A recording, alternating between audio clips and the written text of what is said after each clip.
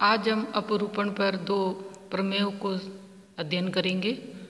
पहली जो प्रमेय है वो अपरूपण प्रतिबल से संबंधित है और दूसरी प्रमेय अपरूपण विकृति से संबंधित है। अपरूपण या जो शीयरिंग, स्ट्रेस, स्ट्रेन, इसके बारे में हम पिछले वीडियो लेक्चर में पढ़ चुके हैं। पहली प्रमेय है अपरूपण प्रतिबल परस्पर लंबवत दिशाओं में उत्पन्न समान तनन प्रतिबल व संकुचन प्रतिबल के तुल्य होता है। अर्थात अपरूपण प्रतिबल is equal to shearing stress is equal to tensile stress equal to compression stress. इस थ्योरम को प्रूव करने के लिए हम इसका डायग्राम देख लेते हैं। तो दिए गए चित्र में ABCD GHIJ एक घन है, क्यूब है, जिसका निचला फेस CDJI स्थिर है और घन की प्रत्येक भुजा की लंबाई L है। ऊपरी फेस जो है ABHG पर एक स्पर्शीय बल F लगाया जाता है, जिसमें इस अपरूपण प्रतिबल जो बल बटे क्षेत्रफल यानी F/L² होगा। ये इक्वेशन नंबर 1 है। ऊपरी फलक पर बल F लगाया जाता है, परंतु निचला फलक DCIJ स्थिर होने के कारण उस पर बराबर और विपरीत दिशा में बल उत्पन्न होगा। अर्थात ABHG जो फेस है, जो ऊपर वाला है, उस पर आरोपित बल F है और जो नीचे वाला फेस है जो कि स्थिर है, उस पर प्रतिक्रिया बल लगेगा, वो भी F होगा। इस प्रकार आरोपित बल और प्रतिक्रिया बलों के कारण एक बल युग्म बन जाता है जो घन को क्लॉकवाइज घुमाने की कोशिश करता है, जैसा कि अपन डायग्राम में देख सकते हैं। परंतु घन घूर्णन नहीं करता है।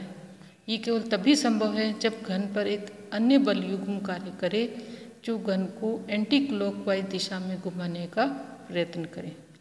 अर्थात जो एक्सटर्नल फोर्स लगाया, जो इसके कारण रिस्टोरिंग फोर्स उत्पन्न हुआ, ये दोनों तो जो बल युग्म है वो इसको क्लॉकवाइज घुमाने की कोशिश करेंगे और घन घूम नहीं रहा है, यानी उसमें एंटी क्लॉकवाइज बल युग्म उत्पन्न हो गया है।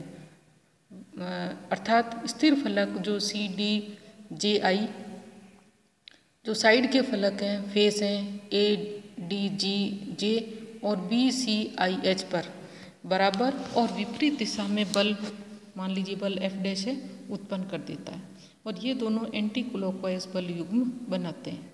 तो साम्यावस्था में जो क्लॉकवाइज बल युग्म है वो बराबर होगा एंटी क्लॉकवाइज बल युग्म के, यानी F' into AD is equal to F into AB। अब चूंकि जो घन की सभी भुजाओं की लंबाइयाँ समान है तो AB बराबर AD, इसलिए F' is equal to F। यानी जो ऊपर की दिशा में F बल लगाया आरोपित बल, तो नीचे वाले फलक पर प्रतिक्रिया बल उत्पन्न हुआ F, और जो साइड वाली वॉल्स है उस पर भी जो फोर्स होगा वो F', वो भी किसके बराबर हो जाएगा, F के। इस प्रकार घन के निचले फलक को स्थिर रखकर ऊपरी फेस पर लगाया गया टेंजेंशियल फोर्स घन के सभी पृष्ठों पर समान स्पर्शीय बल या टेंजेंशियल फोर्स इस प्रकार उत्पन्न करेगा कि घन साम्यावस्था में रहे। तो इस प्रकार जो फिगर है, वापस देख लेते हैं फिगर में। इस प्रकार फिगर में जो विकर्ण है, एक विकर्ण की लंबाई बढ़ जाती है और दूसरे विकर्ण की लंबाई घट जाती है। इस प्रकार AB और CD फलकों पर, AB व CB फलकों पर कार्य करने वाले बलों का परिणामी बल F√2 DB दिशा में व AD और CD का परिणामी बल F√2 BD दिशा में कार्य करता है। अतः विकर्ण BD के B और D कोनों पर बाहर की ओर खिंचाव बल कार्य करता है और उसकी लंबाई बढ़ जाती है। इसी प्रकार AB व AD के अनुदिश लगे बलों का परिणामी F√2 और CD और CB के अनुदिश लगे बलों का परिणामी F√2 क्रमशः AO और CO दिशा में होंगे। ये दोनों जो बल है घन के विकर्ण AC को संकुचित करेंगे। अतः घन के एक फलक पर लगे टेंजेंशियल फोर्स के कारण एक विकर्ण BD पर तनन बल F√2 तथा बराबर संपीड़न बल F√2 दूसरे विकर्ण जो कि पहले विकर्ण के लंबवत है उस पर कार्य करता है। अर्थात कहने का मतलब है कि एक विकर्ण की लंबाई बढ़ेगी और दूसरे विकर्ण की लंबाई संकुचित होगी। तो यदि फलक ABCD के विकर्ण AC से गुजरने वाले लंबवत तल द्वारा घन को काटा जाए, यानी जो विकर्ण है AB, विकर्ण है BD और AC, तो यहाँ पे जो लंबवत तल होंगे उसका क्षेत्रफल होगा L² √2। इसलिए तनन प्रतिबल = F/√2 डिवाइडेड बाई √2 L² और तनन प्रतिबल होगा F/L²। इसी प्रकार BD से गुजरने वाले लंबवत तल द्वारा घन को काटा जाए तो इस काट की एक भुजा BD के समांतर L√2 लंबाई की और दूसरी भुजा घन की एक कोर L लंबाई की होगी। इस प्रकार इस काटे गए तल का क्षेत्रफल L√2 multiplied by L L² √2 होगा। अतः विकर्ण AC पर संपीड़न प्रतिबल F/L²। अतः सिद्ध हुआ कि यदि किसी तल पर लगा अपरूपण प्रतिबल एक दूसरे के लंबवत एवं समान तनन एवं संपीड़न प्रतिबल के तुल्य होता है।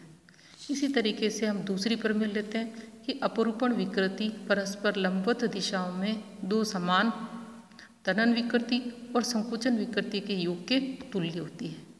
तो इस प्रमेय को सिद्ध करने के लिए, थ्योरम को प्रूव करने के लिए जो पहले प्रमेय में जो घन लिया गया था उसी को लिया गया है और इसके जो सामने वाला फेस है ABCD, हम उसका डिस्कस कर रहे हैं। अब यहाँ पे जो स्पर्शीय बल लगाया जाता है तो उसके कारण मान लीजिए कि जो विकर्ण BD है उसका B बिंदु विस्तारित होकर के B' पर और A बिंदु विस्तारित होकर के A' पर पहुँच जाता है। यानी जो विकर्ण था BD उसमें तो विस्तार होगा, नया विकर्ण बना B'D, और जो विकर्ण पहले था AC वो संकुचित होकर के हो गया A'(C). यानी हम ले लेते हैं कि जो A है उसको ले लेते हैं L और B है उसको भी ले लेते हैं L। और ये बहुत ही कम विस्तार है, A और B का मान अत्यल्प है, स्मॉल l ले रहे हैं। इसलिए अगर हम इनको भी कम माना जाए तो हम ये ले सकते हैं कि FC = A'(C) और BD = ED।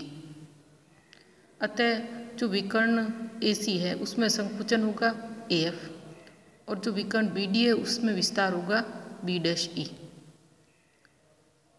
और चूंकि इनके A' और B' के मान जो है वो कम है, इसलिए ये जो त्रिभुज है इनको समद्विबाहु त्रिभुज माना जा सकता है। किसको? A'(AF) को और B'(E) को, प्रत्येक को 45 डिग्री कोण वाले समद्विबाहु त्रिभुज मान सकते हैं। तो AF जो होगा वो A' cos 45 डिग्री और इसका मान हो जाएगा L/√2। इसी तरीके से B'(E) = B' cos 45 डिग्री और वो भी हो जाएगा L/√2। तो जो विकर्ण है AC उसमें संकुचन हुआ L/√2 और जो विकर्ण BD है उसमें विस्तार हुआ L/√2। अब हमें तनन विकृति और संकुचन विकृति ज्ञात करनी है।